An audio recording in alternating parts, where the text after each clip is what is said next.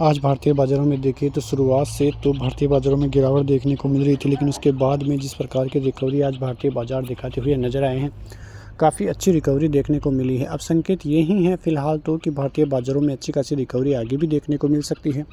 जिस प्रकार से भारतीय बाज़ार 23,850 के लेवल से फिर से सपोर्ट लेकर उड़ते हुए दिखाई दिए, और वो आज की क्लोजिंग आपको दिखा रही है कि भारतीय बाज़ार 24,250 के ऊपर पहुंचते हुए दिखाई दे रहे हैं। वही रेंज है 24,000 से लेकर 24,500 वाली। यदि ये रेंज सक्सेसफुल रहती है और अब की बार 24,350 के लेवलों के ऊपर क्लोजिंग रहती है कल के बाज़ार के लिए, तो हो सकता है कि भारतीय बाज़ारों में फिर 24,500, 24,800 और 25,200 भी भारतीय बाज़ारों में जल्द ही आता हुआ दिखाई दे।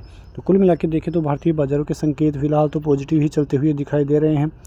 तो यहाँ पे आप देखोगे तो आपको साफ साफ नज़र आएगा कि भारतीय बाज़ारों में कोशिश हुई थी नीचे ब्रेकडाउन देने की, लेकिन वो कोशिशें फिर से नाकाम रहती हुई दिखाई दी, और आज की क्लोजिंग ये साफ साफ संकेत दे रही है कि भारतीय बाज़ारों की तरफ से आने वाले दिनों में भी काफ़ी पॉजिटिव संकेत मिलते हुए ही दिखाई देंगे। बैंक निफ्टी की बात करें तो बैंक निफ्टी में भी पॉजिटिविटी अभी तक बनी हुई है। बैंक निफ्टी देखें तो 52,100 के ऊपर की क्लोजिंग आज देखने को मिली है, जो दिखा रही है कि अच्छी खासी स्ट्रेंथ अभी भी भारतीय बाज़ारों में बैंक निफ्टी की तरफ से देखने को मिल रही है। अब बैंक निफ्टी की तरफ से आगे बात करें लेवल्स कौन से, तो सपोर्ट लेवल अभी भी वही है 51,800 का। जब तक 51,800 का लेवल सस्टेन करता है तब तक कोई ज़्यादा दिक्कत वाली बात नहीं है। ऊपर की तरफ बाज़ार 52,600 का जो रेजिस्टेंस है, एक बार वो पार होगा तो आपको फिर 1000 से 1500 पॉइंट की रैली और फिर दिसंबर में ही बैंक निफ्टी का ऑल टाइम हाई भी देखने को मिले तो भी कोई बड़ी बात नहीं है। तो ये लेवल्स काफ़ी ज़बरदस्त तरीके से काम करते हुए आपको नज़र आने वाले हैं। भारतीय बाज़ारों में जो सुबह सुबह दिक्कत बनती हुई दिखाई दी, वो बनती हुई दिखाई दी डोनाल्ड ट्रंप का जो ट्वीट आता हुआ दिखाई दिया था उसकी वजह से। क्योंकि आप देखोगे तो यहाँ पे जो ब्रिक्स देश है वहाँ पे जो प्लानिंग चलती हुई दिखाई दे रही है, तो उस प्लानिंग पर जो है पानी फिरता हुआ दिखाई दे रहा है। उनकी तरफ से दिखाया गया है कि यदि डॉलर में कामकाज नहीं हुआ तो फिर उनको भुगतना होगा 100% टैरिफ, और यदि ऐसा होता है तो सभी देशों के लिए काफ़ी खतरा भी देखने को मिल सकता है। तो ये बड़ी खबर आती हुई दिखाई दी। उसके बाद सुबह सुबह थोड़ा दबाव भी देखने को मिला बाज़ारों पर, लेकिन उसका ज़्यादा फ़र्क पड़ता हुआ दिखाई नहीं दिया, और अच्छी खासी रैली का मूड माहौल भारतीय बाज़ारों की तरफ से देखने को मिला है। अब देखें तो अगले हफ्ते और इस हफ्ते के लिए क्या इंपॉर्टेंट रहेगा। आज यूएस मैन्युफैक्चरिंग पीएमआई के आंकड़े तो उस पर नज़र रहने वाली हैं।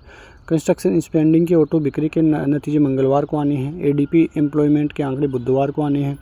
नॉन फॉर्म पेरोल के आंकड़े शुक्रवार को, अनएम्प्लॉयमेंट रेट शुक्रवार को और कंज्यूमर सेंटिमेंट शुक्रवार को। तो इस प्रकार से इस हफ्ते अहम इवेंट होने वाले हैं, तो वहाँ पर भी बाज़ार की नज़रें रहने वाली है।